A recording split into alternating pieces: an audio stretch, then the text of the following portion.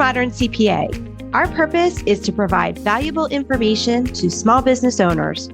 On our podcast, Profit Points, we discuss business how-tos, give tax tips, and dig into real-life experiences in the crazy world of running your own business. If you find this podcast helpful, then like, subscribe, and follow us on social media. Welcome, everybody, to our podcast, Profit Points, where we discuss with professionals, industry experts, and other business owners about being in the crazy world of running your own business. And today we have Sean Cahill, obviously part of MW Group. Welcome, Sean. Hi, Michelle. And we have Jeff and Wentzel and Bill Bromiley from Wentzel Bromiley Insurance, and they are going to talk to us today about insurance for small business owners. So welcome, you guys. Can you tell us a little bit about yourself and how you joined together? Sure. Yeah, it's 17 years. We've been in business 17 years. We've known each other for over 30. So we always say we were in insurance long before we started selling insurance. We met at a local insurance company where we both worked at the same place, and always sort of thought we would do it one day and go out on our own in our own agency. And like I said, about 17 years ago, that was the decision we made and went out on our own.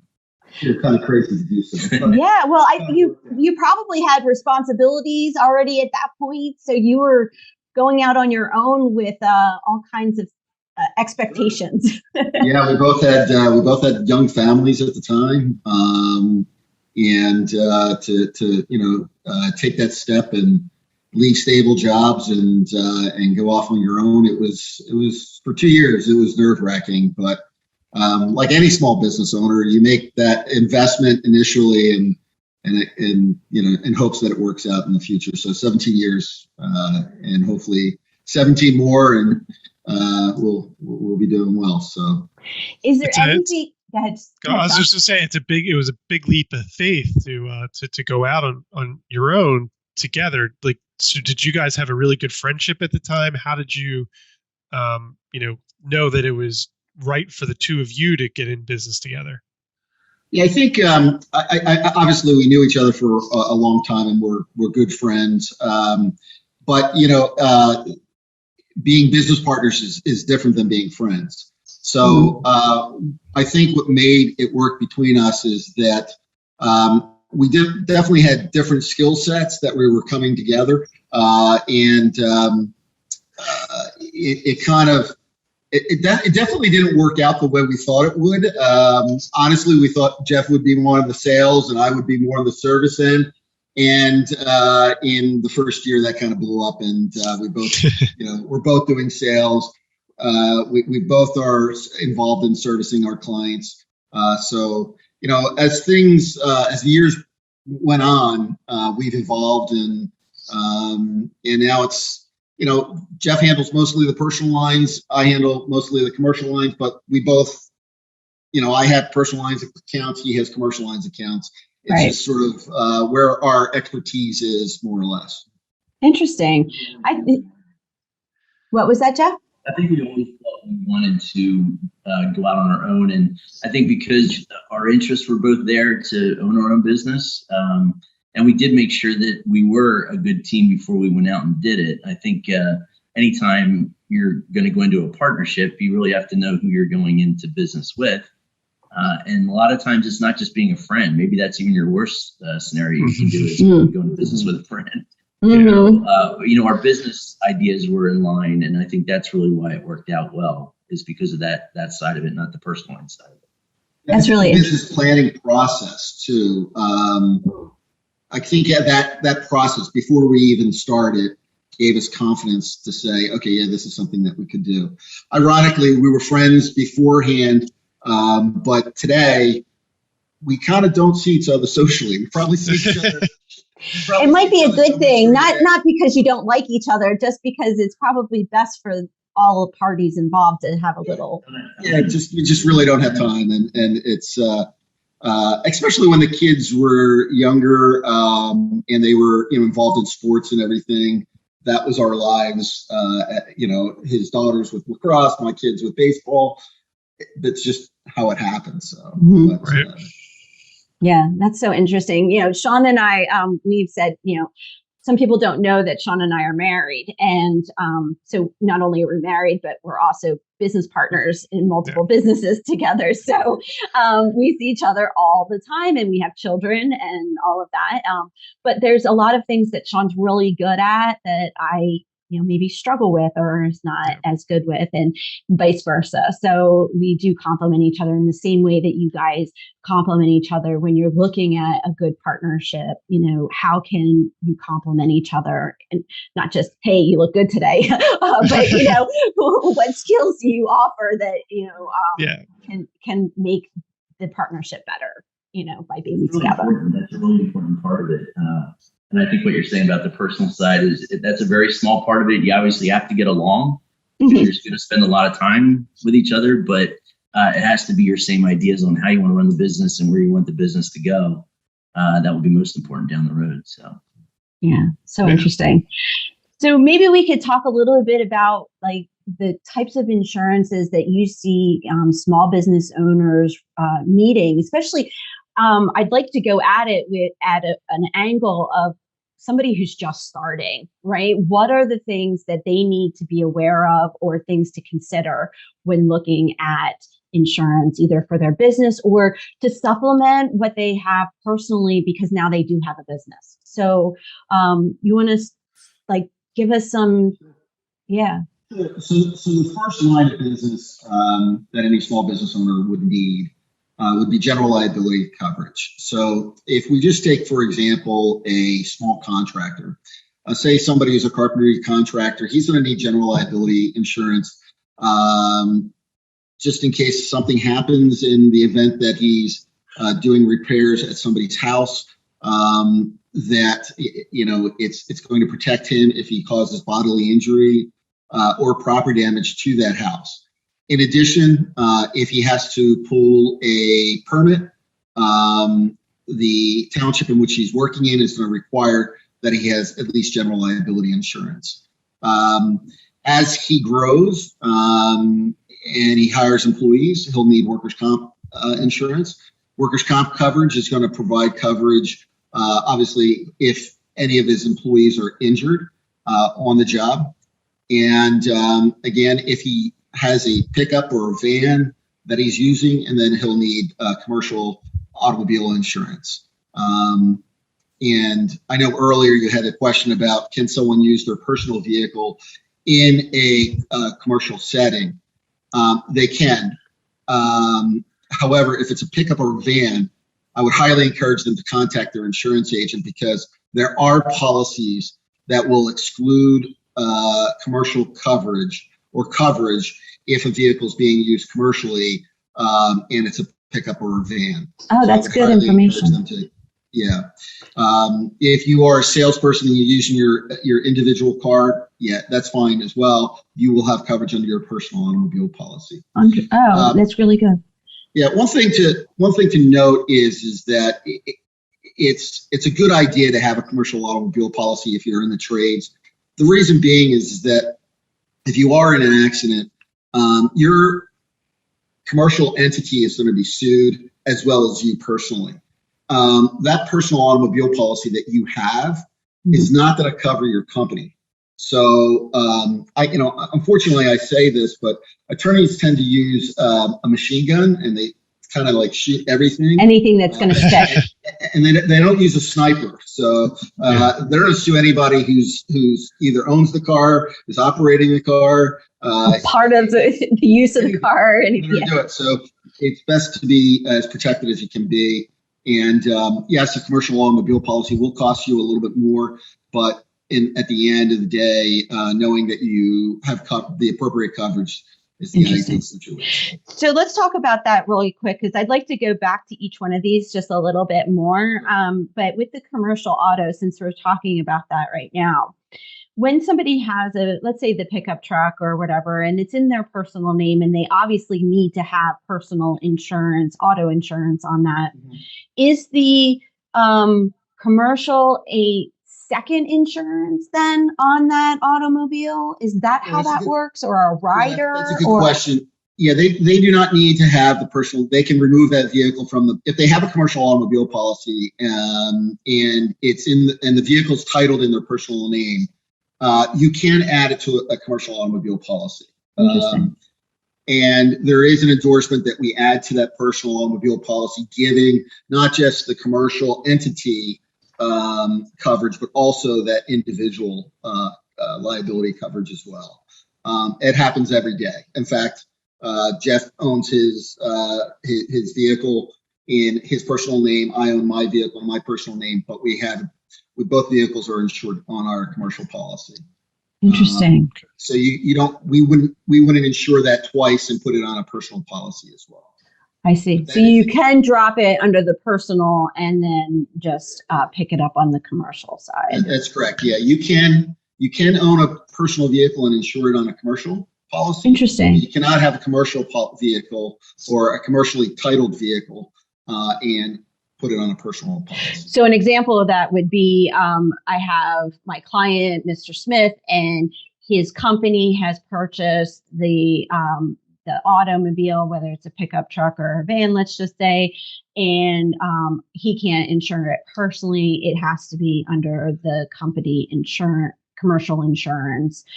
If he owned that personally, though, we would still want that company or commercial insurance on that auto because it's used mostly or used substantially in business. That's correct. Yeah. Mm-hmm. Yeah.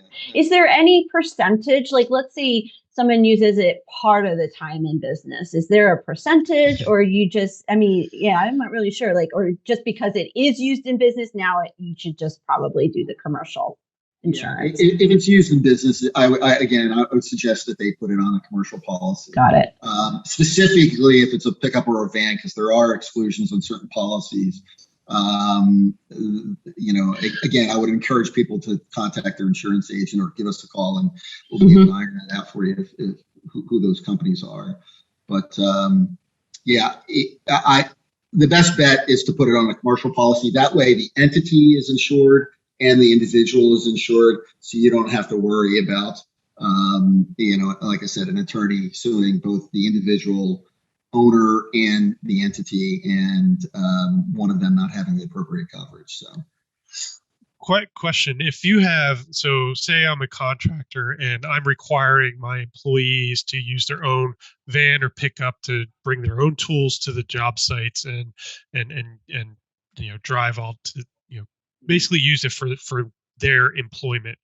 Now with that, it's not in the company's name; it's in the employee's personal name. Yeah. As the employee, what would you say? Would you add a commercial rider to that? No. How would you? That's tricky. This is the gray area. Yeah. They don't have a company, so they can't really insure it commercially. So it is in those situations, it's okay under a personal automobile policy if it's not their company. Got it. If they're working for an employer, it happens all the time. I mean, companies will pay employees to use their vehicles in a period of time, and quite frankly, if I was an employer, I would do the same thing. I would ask my employees to use the vehicles and then give them per diem to pay that vehicle instead of purchasing additional vehicles. Yeah. So I'd like to Oh, what was that, Jeff? I'm sorry. No, it's like that. It's more looked at as a commute to work. That's why it can still be on a personal vehicle policy instead of having to have it on a commercial policy. Understood. Interesting. So, talking about employees, the workers' comp. Tell us what that is. So someone just starting out is going to say, well, what the heck kind of insurance is that? What does that actually mean, workers' comp insurance? So workers' comp is actually required by the state if you have employees. So you're required to have workers' comp if you have any type of an employee. Even some subcontractors could be classified as an employee. Maybe not for tax purposes, or again, they would go to you guys to figure that out, whether they want to hire a 1099 or an employee. But there's specific rules that the state says a individual will be considered as an employee. And that would be if the company has, or the employee or 1099 subcontractor has control, 100% control over the site, the job, meaning that it's their time frame, they're buying the materials, they're using their tools, and the general contractor or the employer in this case is not engaged in any way with that subcontractor doing the job specifically for a contract.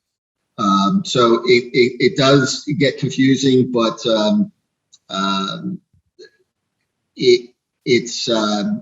they would be required to have workers' comp if that individual is classified as an employee.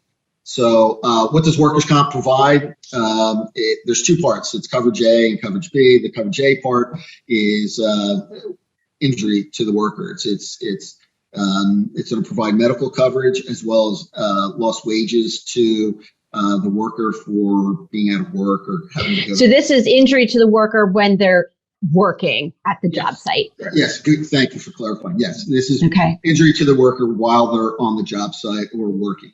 Yeah. Okay. And then the second part is employer's liability. It's rarely, I have never seen a claim in 17 years or actually 30 years for employer's liability, but it would be in a situation that an employee, say, is sick and that illness is contracted by the employee's spouse or children, and then those people can actually sue the employer. So interesting. The reason for workers' compensation is to protect the employer from lawsuits from the employee. So if the employee if you do have workers' comp and the employee cannot sue the employer for that employee getting injured on the job, unless there was some, like gross negligence or something. Gross negligence, yeah. Right. Then that's waived. But right. If a employee's job is to be a roofer, he's on a roof and he falls off the roof, there's no gross negligence against the employer. The employee is precluded from filing a claim against the employee. So that brings us to a situation that we had. We insured a dental office. The dentist owned the office. Mm-hmm. And when you're in a situation, especially small businesses that own the building that they're operating out of, whether it's a retail shop or something, I highly encourage that they create a separate entity for the building or the owner of the building away from the company, and insure that separately. And the reason being is that in Pennsylvania, this is not all states, but in Pennsylvania, if an employee is injured on a property that's owned by the employer, they can sue the employer for negligence of owning the property. So, in a situation that we had, a employee fell down the steps of a doctor's office, a dentist office, and knew that he couldn't sue the dentist office because he was an employee, but he did an end around and sued the dentist himself for owning the building. Interesting. So they really need to be separate. And sometimes people will say, well, why do I need two policies? So can't I put it on one policy? And in some states you can, in Pennsylvania you cannot. So interesting. That's something we always recommend anyway for tax purposes, for other purposes, having the real estate in a separate entity than the operating company. And this is just one more checkbox in the reasons to do it. Yeah. Absolutely. Yeah. So interesting. And is there, when you talk about workers' comp insurance and probably with any of these, are there different coverages? Are there different levels in how much coverage that you have? And is there a minimum that is required then for that? So Part A of workers' comp is uncapped, so there is no limit. Part B, the employer's liability, there are limits that you can select, and it starts off with 100,000, 500,000, 100,000 that you can get, all the way up to $1 million. You can get those limits. That really doesn't change the premium all that much, and surprisingly, a lot of your general contractors, for folks out there that do work for a general contractor, they're going to require certain limits, both general liability, automobile, and workers' comp, that you're going to have to comply with, and they can be adjusted up or down.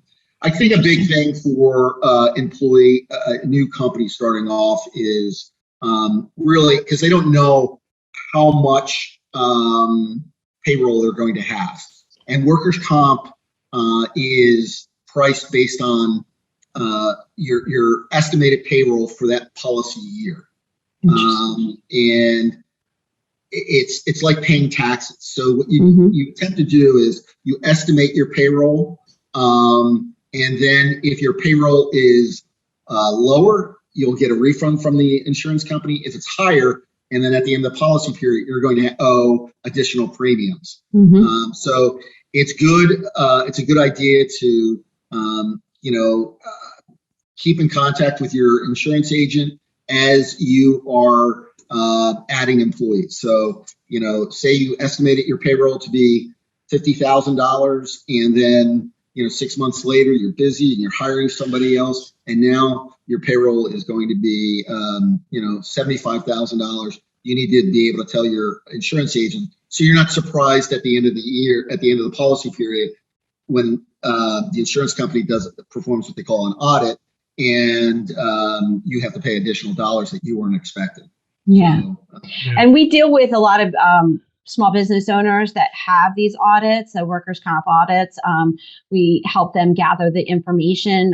We don't do payroll taxes, so we usually look to the payroll provider to provide that information to us, but we help gather that for the client and give all that information over to the insurance company so they can do exactly that, do that true up of the premium for that year. And that happens every year. So yeah, it's definitely something to be aware of. So let's talk about the general liability coverage a little bit. That's really for a business owner to kind of cover just about, not, I won't want to say everything, right? Of what can happen, but it's kind of like an umbrella policy in a sense, right? Or how does that work?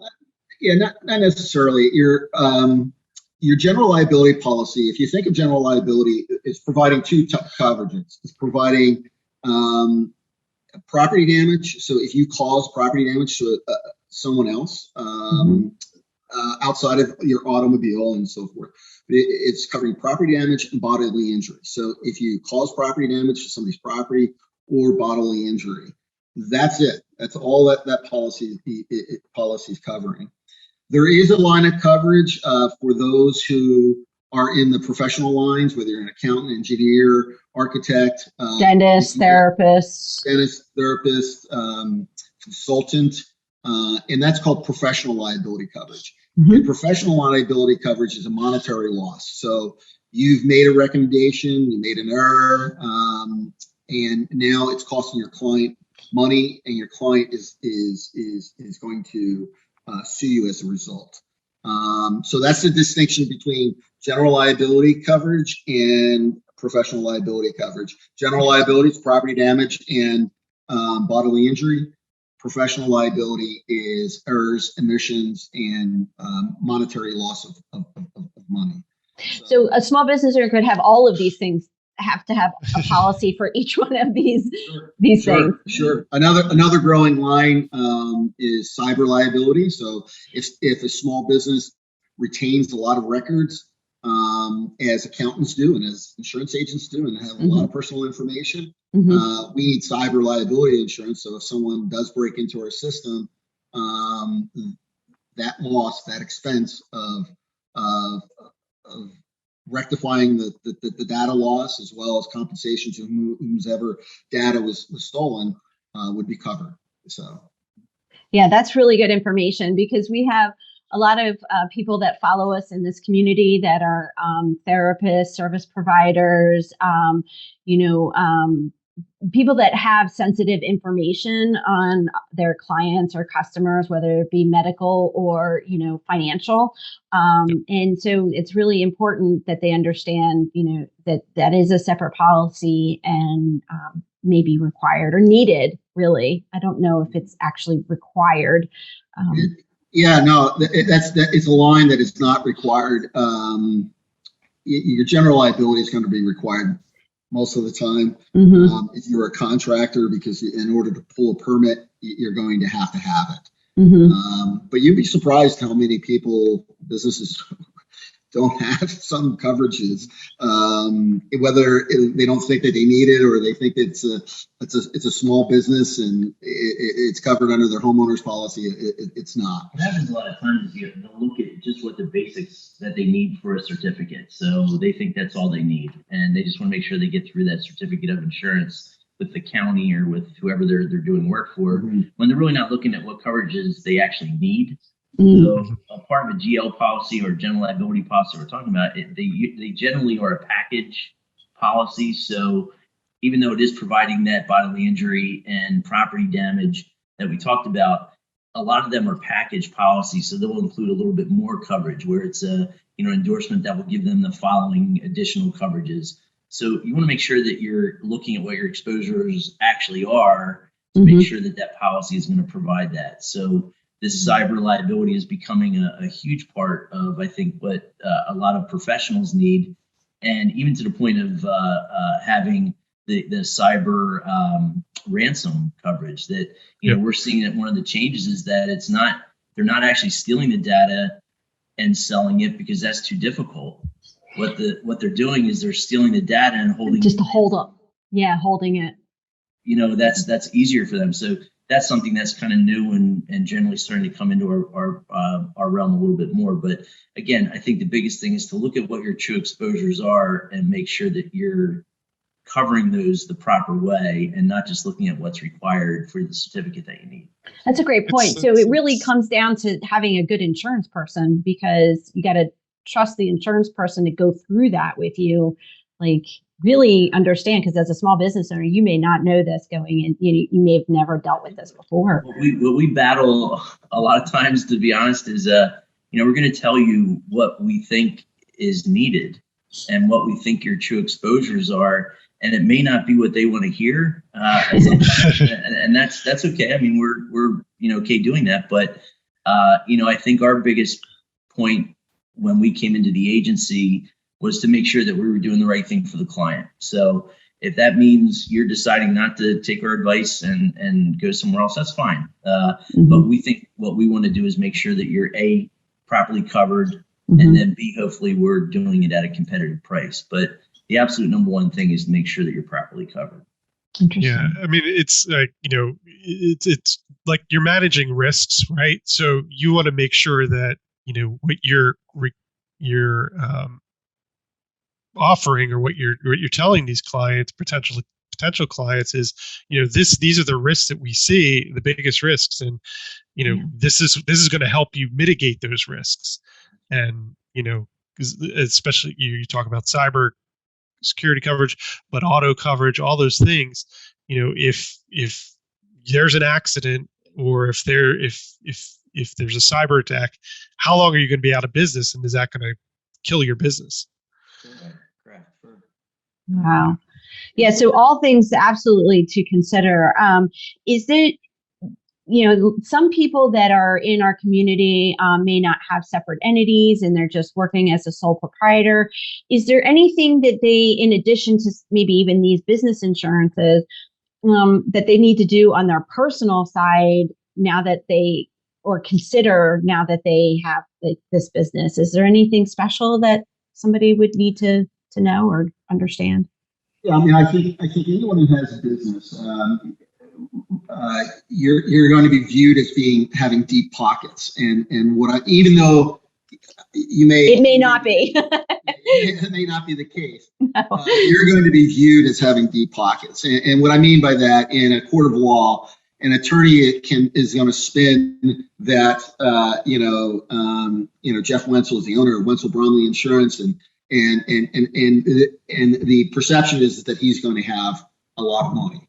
So I do believe that you should also have an umbrella policy, your personal, your home, your auto insurance. You should have ample liability limits and also a personal auto umbrella policy. And that's going to protect you individually. A lot of individuals own their businesses, whether it's stock or they're a member of the LLC, and that's similar to having stock in IBM or having stock in mutual funds in the stock market. There's a value of that, and you have to protect that value. And the way to do that is to get an personal umbrella policy, and it's relatively cheap. I mean, depending on everyone's situation, for a few $100s, you can get $1 million of liability coverage, umbrella coverage that's going to sit on top of your homeowner's liability as well as your personal automobile liability. And you really want to look at it like a transfer of risk. So that in any time, whatever we're talking about here, whether it's your business or your personal life, it's a transfer of risk that you can allow that to be transferred. So if you have an exposure, make sure that you can make sure that you're covered properly if something were to come up.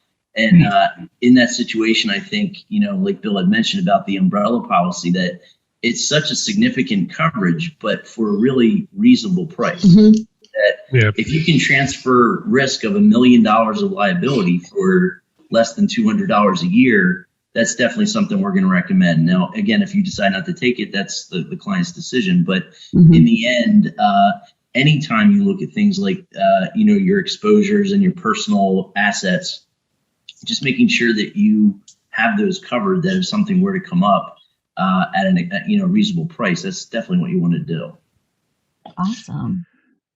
In this world now with work at home businesses and you may have a business and you have maybe an employee come working in your home with you potentially, or you're just working home. Is there any additional things they need to consider on their homeowners policy to help cover these issues?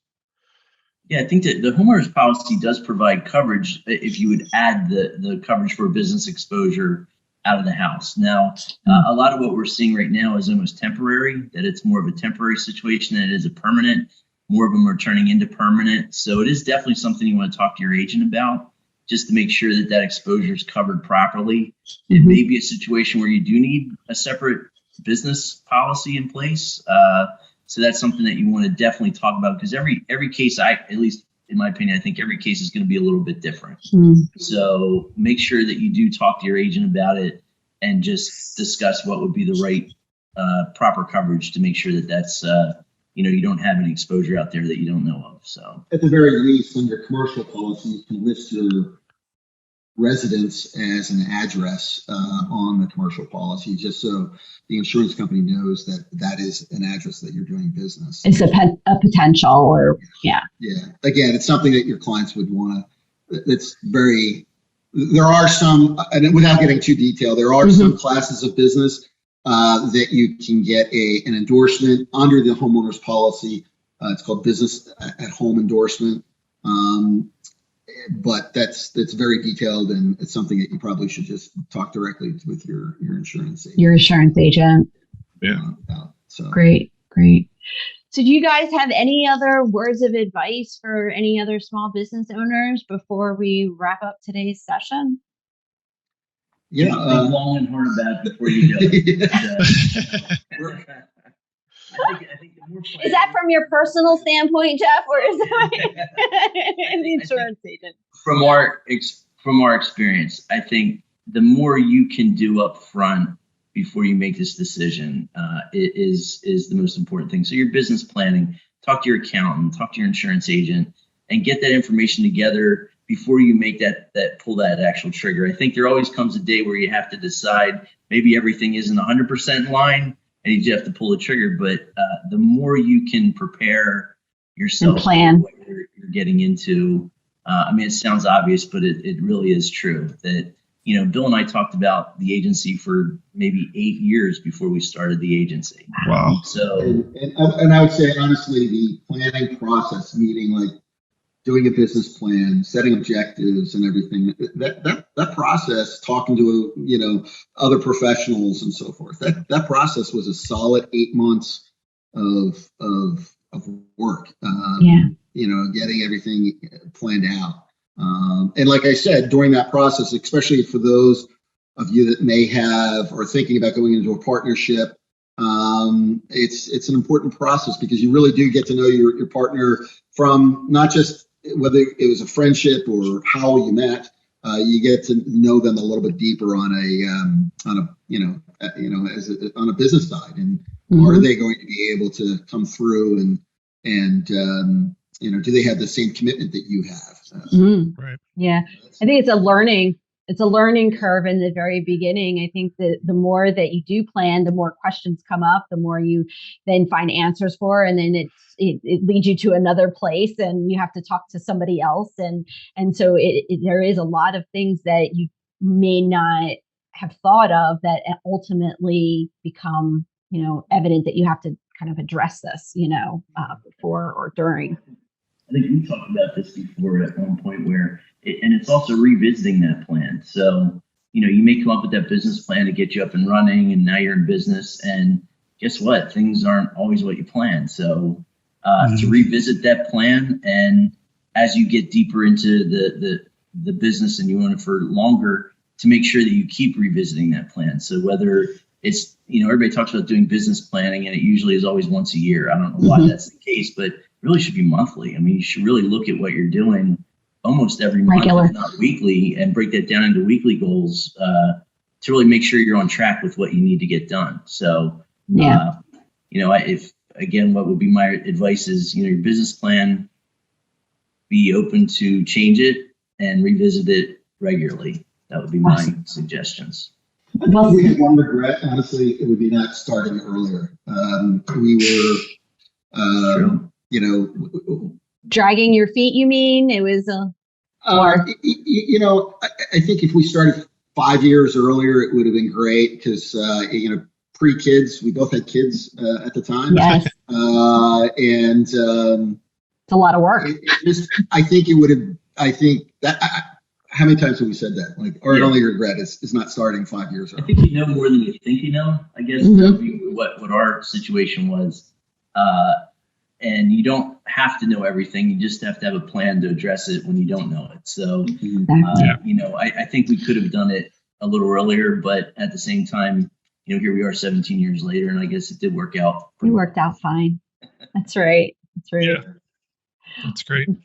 Well, thank you so much for joining us today. And just to give a quick summary recap, we talked to Jeff and Bill about the general liability insurances, workers' comp insurance, and commercial liability insurance on commercial auto insurance, and some of the rules around that and when to have them.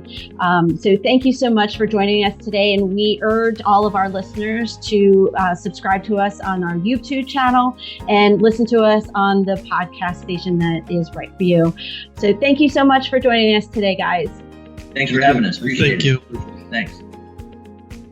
If you find this podcast helpful, then like, subscribe, and follow us on social media.